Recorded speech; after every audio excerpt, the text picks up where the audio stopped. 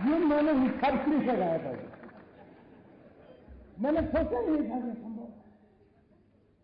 और आपको मालूम है, अब मैं भी सोच रहा हूं ये सब कैसे हो रहा है। पाकिस्तान घुसपैठियों को हिंदुस्तान में भेजना हो तो क्या करता है, वो सीमा पर फायरिंग शुरू कर देता है, तो फिर हमारी फौज भी बिजी हो जाती है उसके साथ, तो इधर उधर चलती रहती है आमने सामने, और लपक करके वो घुस जाते हैं।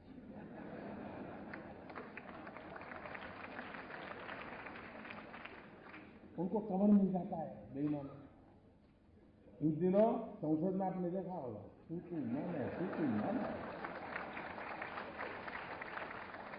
तो इन लोगों को पीछे से, मुझे अब समझ आया ये होहल्ला किसकी भलाई के लिए किया जा रहा है। पुराने जमाने में देखा होगा आपने, मेले होते मेले, उसमें पिक पॉकेटर आते हैं, तो उनको लगता है ये सबसे बढ़िया जगह है, एक दिन में ज्यादा बिक्री कमाई हो सकती है, जेब कतरे आ जाते हैं। लेकिन वो बड़े चाता चालाक करते हैं, वो जेब कतरा जेब काटेगा तो उसका जो साथी दूर खड़ा है उसको पता चलता है अब काम हो गया, तो उधर की तरफ दौड़ता है, ये चोर भाग रहा है, चोर भाग रहा है, तो पुलिस सब वहां भागेगी और वो जेब कतरा आराम से उधर से निकल जाएगा।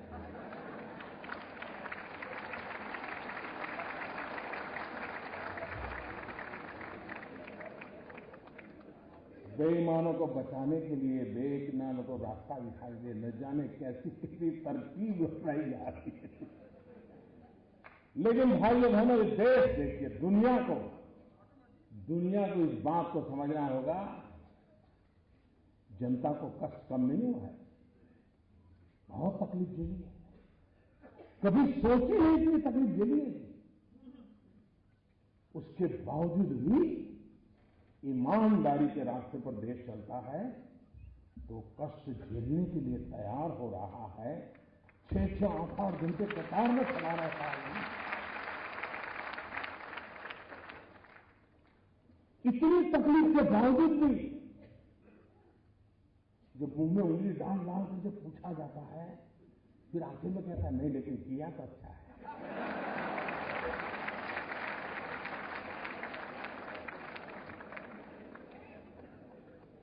साथ मैं देश के राजनेताओं को कहना चाहता हूं कि हम 125 करोड़ देशवासियों की ताकत से भरपूर हैं।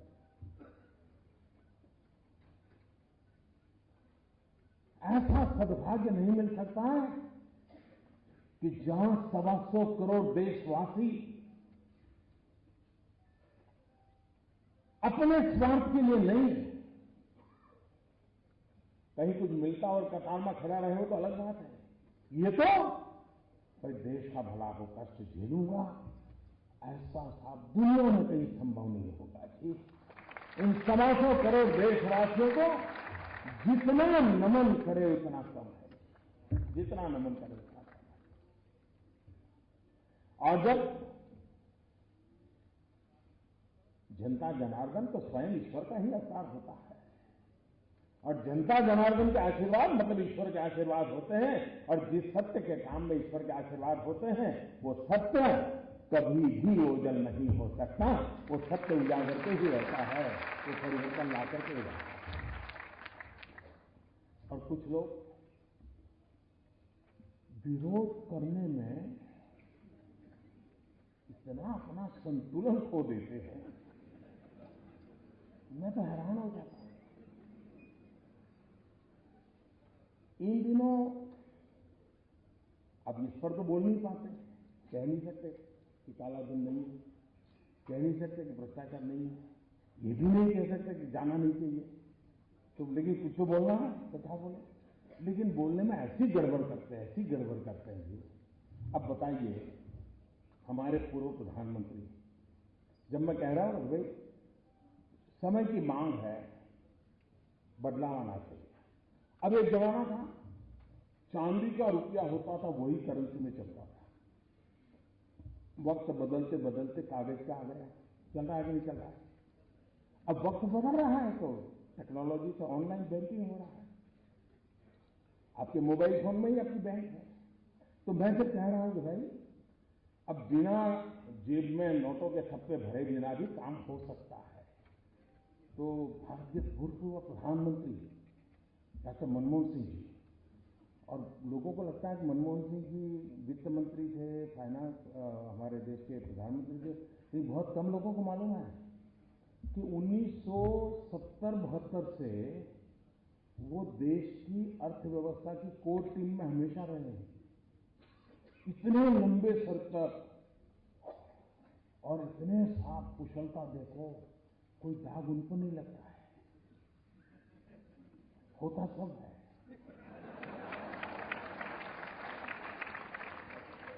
उन्होंने अभी ऐसा कहा, जब मैं कैशलेस की बात करता हूं, उन्होंने कहा कि जिस देश में 50% लोग गरीब हो, वहां ये टेक्नोलॉजी वगैरह कैसे हो सकता है। अब मुझे बताओ भाई, ये वो अपना रिपोर्ट कार्ड दे रहे हैं कि मेरा दे रहे हैं?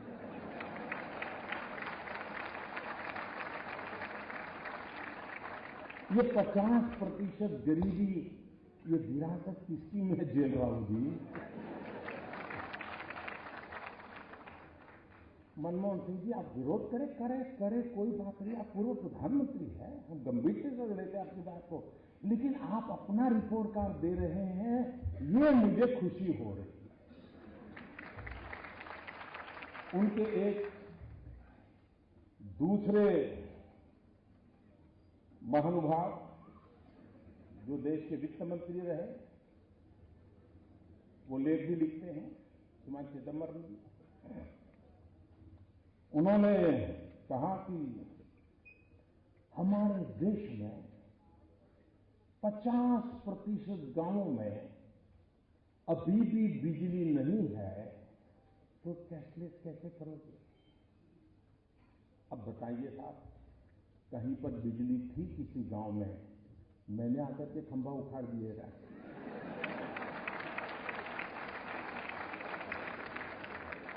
क्या मैंने आकर के तार काट दिया क्या? मतलब चिदंबर जी, 2014 में तो आप कहते थे कि हमने इतना विकास किया है, काशी में मोदी की जमानत जब्त होनी चाहिए। अब कहते हैं 50% गांव अंधेरे में डूबे पड़े हैं। ये मोदी का विरोध करने में, ये देखिए साहब, एक काशी का बच्चा है,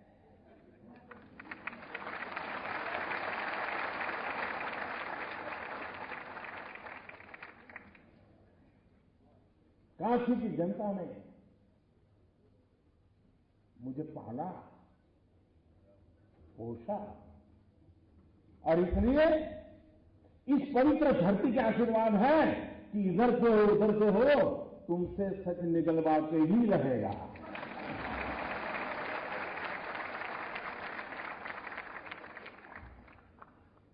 उनके एक युवा नेता हैं, अभी भाषण सीख रहे हैं, ऐसा हो गया।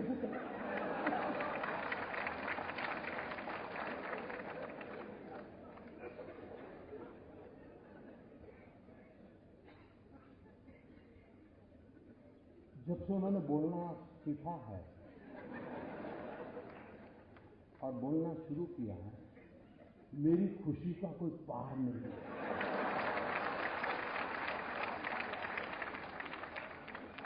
2009 में पता ही नहीं चलता था कि भाई इस पैकेट के अंदर क्या है, पता ही नहीं चलता था। अब पता चल रहा है कि ये है, ये नहीं।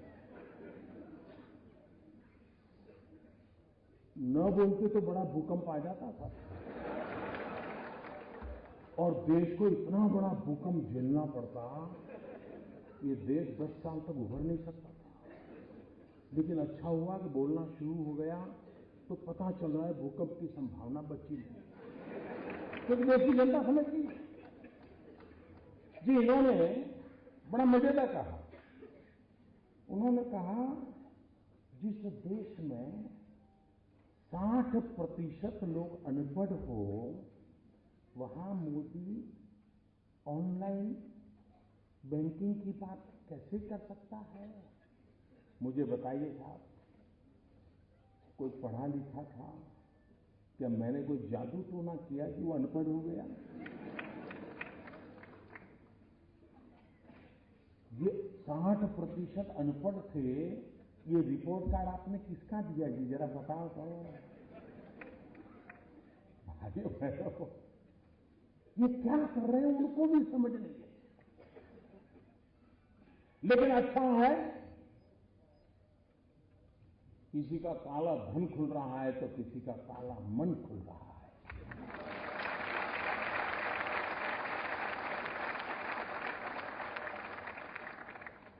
लेकिन देश साफ सुथरा होकर के, स्वच्छ होकर के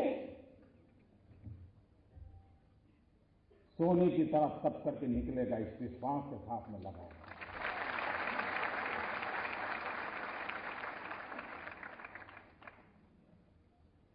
मैं यूनिवर्सिटी के कैंपस में आया हूं, पढ़े लिखे लोग हैं, मेरा आपसे आग्रह है,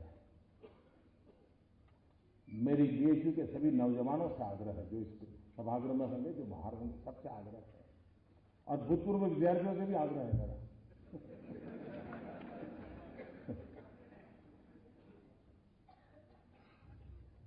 काला धन, भ्रष्टाचार की सफाई तो हो, लेकिन फिर से पनपे नहीं, इसकी भी व्यवस्था होनी चाहिए।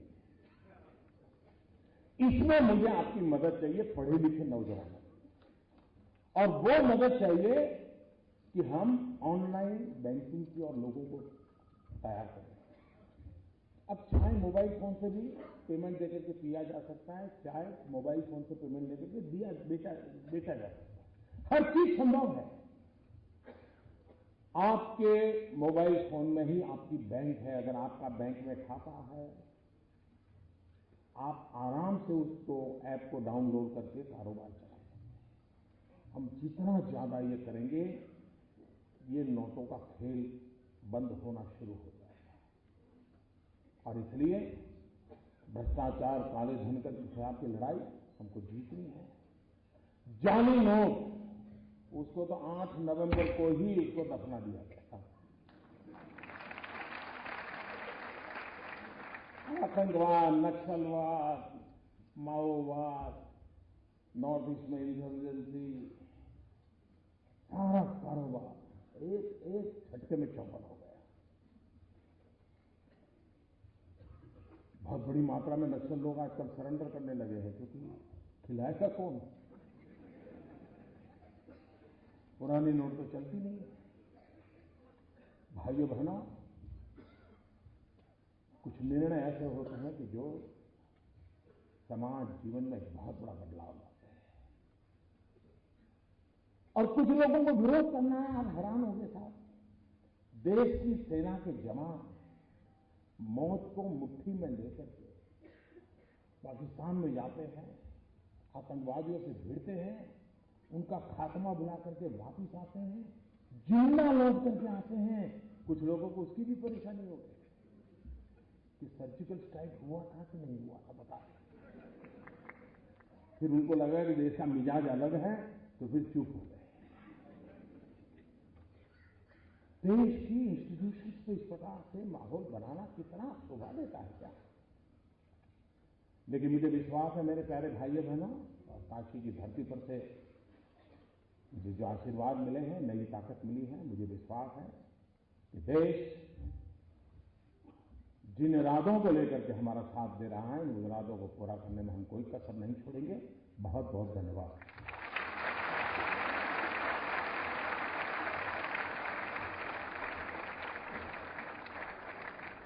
बहुत बहुत आभार माननीय प्रधानमंत्री महोदय का। देवी सज्जनों, अब मैं मंच पर आमंत्रित करूंगा चाणक्य नाटक की प्रस्तुति के लिए पधारे श्री मनोज जोशी जी और उनके दल के सभी सदस्यों को, आप सबकी कर्तव्य के साथ।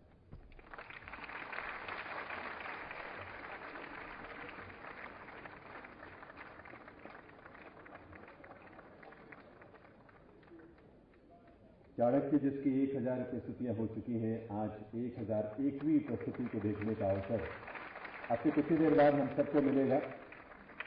ये कलाकारों का पूरा दल, मनोज जी और उनके सभी साथी कलाकार, सह कलाकार, पूरी टीम यहां आई है। भारत की संसद में जिस प्रस्तुति को रखने का अवसर मिला मनोज जी और उनके पूरे दल को, इसी वर्ष अमेरिका में 15 प्रस्तुतियां लगातार एक श्रृंखला के तहत उन्होंने दी हैं। वो पूरा दल आज यहां हम सबके बीच उपस्थित है।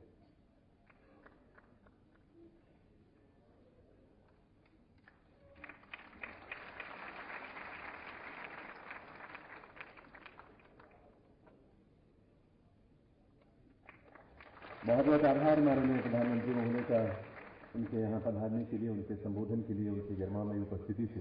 राष्ट्रीय संस्कृति महोत्सव काशी हिंदू विश्वविद्यालय के विशेष इस शताब्दी वर्ष के दौरान उनका आगमन हम सबके लिए गर्व की बात है। साथ ही हम आभार व्यक्त करेंगे